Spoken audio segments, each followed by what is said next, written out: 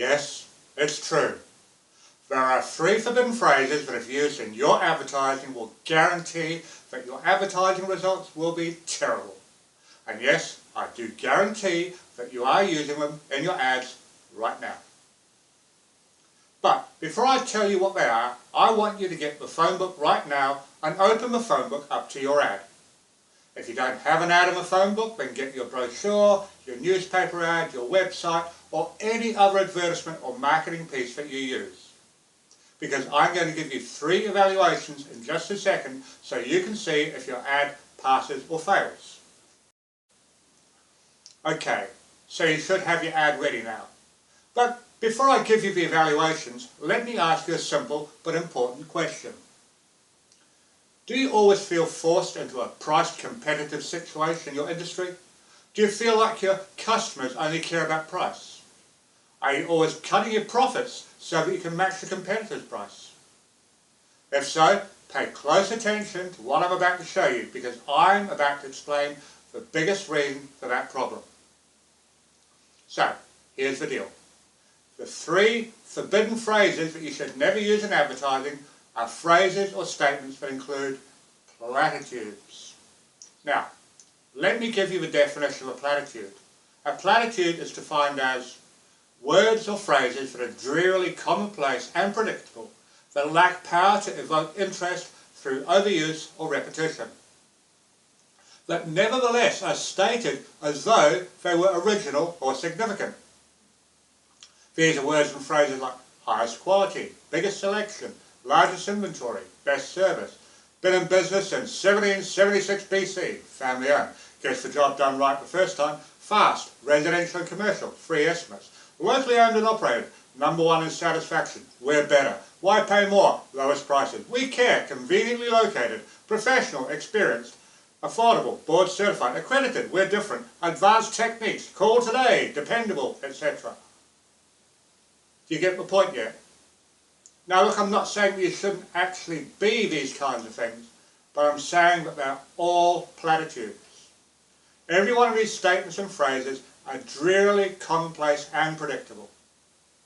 They lack power to evoke interest through overuse or repetition, and they were nevertheless stated as though they were original or significant. They're all platitudes, my friend, and I'm going to make you 2 guarantees about these platitudes right now. The first guarantee is this. I guarantee you're using platitudes like these in all your advertisements right now, especially if you advertise in the yellow pages. Here in this country, I've looked through all of these books myself, and there's not one ad yet that passes the 3 evaluations I'm about to give you. The second guarantee is this. Using these platitudes in your advertisements has made your advertising results dismal for as long as you've used them. This means you've left an untold sum of money on the table, money that you could have had in the bank account already if you would have applied the principles I'm about to teach you. Now, I understand that you may have been running ads like this for 10, 20 or 30 years, or even longer than that, and you've been getting what most people would consider pretty good results that whole time. But what if I could show you how you could have got even better results? It's true. Better results are possible and even inevitable when you eliminate platitudes. You see, there's a historical reason that I don't have time to explain in this video. It has to do with the invention of the television and the history of advertising, and it explains exactly why everybody uses platitudes in their advertising. And by everybody I mean everybody, including you and your competitors. What this means is that there's a huge market opportunity for the first company in your industry to fix this problem. I'll explain more about fixing this problem in just a second, but first let me give you the 3 evaluations. Okay, are you ready? Here we go. First platitude evaluation is, well, I would hope so. I want you to take a look at any claim you've made in your ad and ask yourself if a customer or prospect could or would automatically respond with a statement, well, I would hope so. For example, here's an ad for a plumber that says plumbing, service and repair. Well, I would hope so. You're a plumber, right? This one says, licensed, bonded and insured, and they fix faucets and fixtures, water heaters, tubs and showers, etc.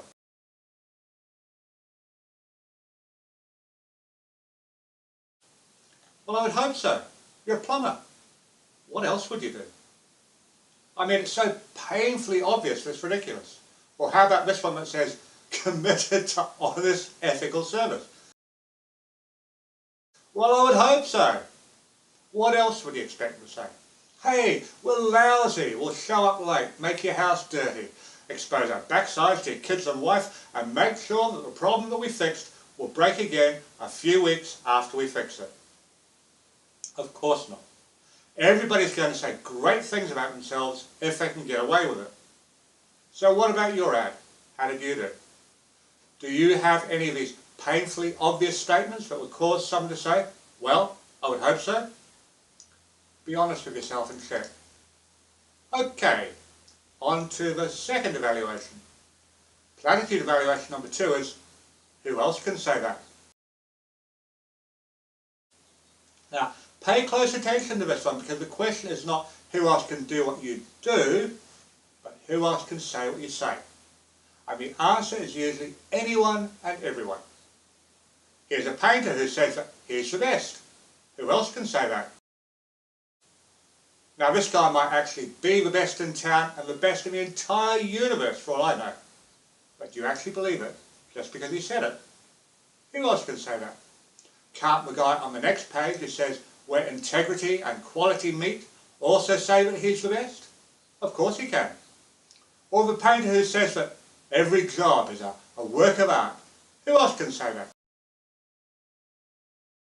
Again, anybody and everybody can say it. That's who. See, these statements are drearily predictable and commonplace, and they lack power to evoke interest. And you know what? They were nevertheless stated as though they were original or significant. Now, look at your ad. Read a few lines and then ask yourself this. Who else can say that? If one of your competitors can say it, you failed this evaluation. One of the most common platitudes here is to tell us how long you've been in business. Everybody thinks it matters, but I promise you it doesn't. Here's an illustration. How about this chiropractor who thinks you should visit his practice because he's been a chiropractor for over 29 years? Who else can say that? Well, how about this competitor here who's been serving for over 30 years? See what I mean? To take this one step further, let's move on to the last evaluation, which might hurt the most. Platitude evaluation number 3 is a cross-out write-in test. Now, for this evaluation, I'm going to have you cross out the name of your company in your advertisement and then write in the name of your competitor. Now tell me this. Is the ad still valid? If so, you've just failed the test. For example, take a look at this attorney's ad. Let's cross out Mahoney Law and put in Jones and Swartz. See, the ad's still valid. Or how about Cormanic, Hallam and Sneed? See, the ad still works. These attorneys have all failed when it comes to marketing their practices. They might all be great or they might be terrible, but I can't tell from their ads. It looks to me like they're all the same. Or how about this auto repair shop? Air Auto Repair, where they offer honest quality repair and they have the latest technology in diagnostic equipment. Then they have a laundry list of services that they offer and an incredible 24,000 miles or 24-month warranty. Amazing. But right next to this ad is Meridian Automotive, who say that they'll take care of you. And they include their own laundry list of services that is nearly identical to the one we just saw. But get this, they have a 25-month, 25,000 mile warranty. Do you all get it?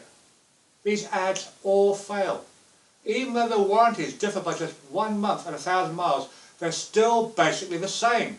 so they don't pass the cross-out write-in test. I can give you hundreds of other examples in these phone books for insurance companies who can give you fast, easy quotes, or dentists who offer complete dental care, or landscape contractors who cut to perfection.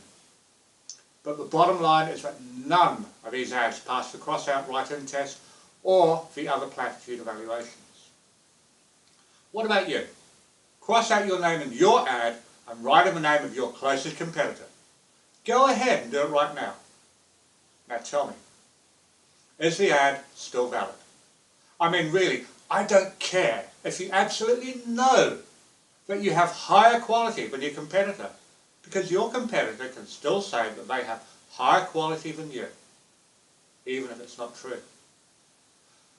Another way to illustrate this is to do it in reverse. Cross out your competitor's name on their ad and write your name in there. See, the ad is still valid, isn't it? Bad news, my friend.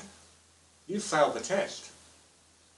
These three evaluations come straight out of marketing guru Rich Harshaw's groundbreaking book, Monopolize Your Marketplace. Now, I've been personally trained in Rich's system, and we have incorporated his revolutionary techniques that some are calling the new rules of marketing into our unique and exclusive program. When we implement the program into your business, one of the first things we do is remove all the platitudes from your existing advertising. We innovate your company and create specific and strategic marketing headlines, messages and campaigns that absolutely separate you from your competitors and cause your prospects and customers to draw this simple conclusion: I'd have to be an absolute fool to do business with anybody else but you, regardless of price. We even have a specific marketing evaluation form that looks like this, that guarantees you'll never put out another dismal ad with platitudes that get lackluster results. You see, platitudes cause your marketplace to assume that you and your competitors are all the same. That might not be true. You might have the best business of its kind in your industry. But since your ads and your competitors' ads all use platitudes, then the marketplace can't tell who actually offers the best value. So they call you up and ask you the same question that you're probably really sick of hearing, which is, how much do you charge? My friend, it doesn't have to be that way. Call my office right now and I'll do the following two things for you. First, I'll have one of my account executives drop off a free copy of our audio training program so you can hear and see exactly how we do marketing differently and more effectively than you've ever seen. And second, we'll set up a free, no pressure, no obligation consultation with you, and it will be a true consultation and not a sales call, where we analyse for you exactly where you are in your marketplace, how much marketing leverage is available for your company, what the term comprehensive marketing synergy means, and exactly what specific techniques you can implement to maximise your market share within 1 year. But you need to call now, because we can only work with one company in your industry and your local market. That means if your competitor calls us first, we simply will not be able to work with you in the future. Well, thanks for watching. I look forward to meeting you soon and helping you to dominate your market.